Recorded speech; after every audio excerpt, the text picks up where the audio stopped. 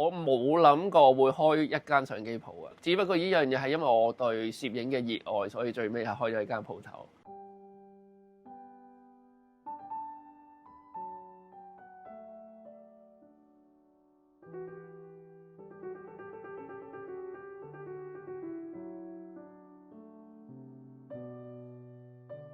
我大學嗰時開始中意影相嘅，跟住玩玩下咧，就上網睇到，發現徠卡呢個牌子嘅菲林機 M6，咁覺得個外形好靚，又想試下玩菲林，所以我嗰時就喺網路上有個網站想買一部徠卡嘅 M6相機，咁跟住我個人後尾話我都係好中意部相機，唔賣俾我啦。跟住我就揾大學同學幫手喺德國就開始賣徠卡嘅菲林相機，後尾覺得市場原來係有呢個市場可以賣到相機同埋鏡頭嘅徠卡，有個空間，我就開始喺歐洲入啲貨翻嚟喺香港賣啦。大概差唔多13年，我哋就搬嚟呢度，第一年喺旺角嘅，咁可能2012年、13年開始做呢個生意，真係有鋪頭啊，一直都係喺網上做。我諗呢樣嘢要講翻一開頭，我主要可能係賣一個相機鏡頭嘅店。後尾我對攝影嘅認識，咁我慢慢去探索唔同嘅攝影範疇，咁認識好多攝影師啦，跟住就開始入一啲我中意嘅攝影書喺鋪頭賣咯。慢慢就越嚟越多攝影書喺度咯。因為我主要除咗日本啊、歐美啊、中國、台灣、香港我都有嘅。我諗我個評審標準就係佢要一定嘅質素同埋技巧睇得到。因為我覺得攝影除咗係個硬件都重要咧，而攝影書呢個係幫到你對於你自己個視野同埋嗰個眼界攝影上嘅可以幫到好多。而呢樣嘢亦都好多我同客人同埋其他中意攝影嘅人嘅交流，好多時係由攝影書開始嘅。我中意某個攝影師，我中意某本攝影書，我哋就開始呢個交流啦。咁呢本應該係1953年嘅版本，嗰時係賣緊12蚊嘅，應該炒到超過1萬蚊㗎啦。因為大家初接觸徠卡主要我哋同嗰個新聞攝影同埋個街頭攝影好有關係嘅。尤其佢呢本書係一個奠基性嘅 decisive moment， 講點樣捉到街頭上嘅我一瞬間嘅相片，所以裏邊係好多呢類型照片嘅展示咯。所以如果你話啱啱接觸徠卡咧，呢本書係非常好嘅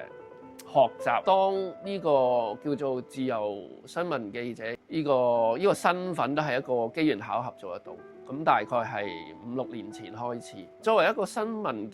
即係攝影記者，喺現場學到嘅嘢係對你喺攝影上嘅思維同埋訓練係有幫助嘅。因為之前我都係比較可能係為自己而拍攝，亦都係可能隨意啲。但係當你有個身份，你要交功課啦，你有個 editor 係要你影到佢需要嘅相咧，你自不然有個責任同埋有個考慮喺度。所以去到每一個場景，你選擇用咩方式拍攝，喺咩位置，幾時撳掣，呢樣嘢其實係個時間上嘅緊迫性或者環境嘅局限，令到你係可以經常去思考呢個問題。攝影其實就係反映咗你對世界嘅感覺同埋你嘅睇法。好多時係透過不斷去拍攝，你會慢慢知道有啲乜嘢你係應該留意啲嘅。譬如香港好多即將消逝嘅地方，咁你可能嗰啲地方你係好多人都會去嘅，但係你係用一種乜嘢嘅手法，或者用咗咩技巧去俾人睇到你嘅思想，呢個係最重要。我覺得呢樣嘢就係我都不斷去探尋緊呢樣嘢，係啦。一張相其實好容易拍出嚟，但係你要喺歷史嘅洪流裏邊，你要站得住，你要有人會提及佢個生命力，就係你自己對於呢張相嘅要求同埋對嗰個質素嘅追尋，我覺得係最重要。喺咁多年以嚟都有用過，譬如 M9、M240、M10、M11，最新嗰部係 M11嘅 Glossy 啦，即係 Backping 嘅版本啦。咁但係我覺得最好嘅徠卡相機都係菲林，無論佢嘅做工，你拉飛下嗰下快門聲，或者撳嗰個快門掣對焦，所有嘢我覺得都係菲林機先俾到你去最徠卡嘅精華嘅部分咯。咁就我而家呢台啦，就係徠卡 MP 菲林機啦 ，Backping 嘅加支352啦。呢部相機我已經用咗10幾年㗎啦，即係你會好熟習佢，係啦。點解我話中意光學 viewfinder 咧？因為你望上去係冇 delay 嘅，亦都係同個世界完全一樣嘅。琴日有個收藏家係台灣人嚟嘅，咁啊嚟到佢話屋企有100幾部相機，咁你永遠都唔會用得熟任何一部機。所以你見呢部有啲使用嘅痕跡，譬如呢度凹咗啊，或者有啲路同嘅地方，都係因為我呢10幾年都一直用呢部相機，所以先會咁樣咯。所以呢樣嘢就係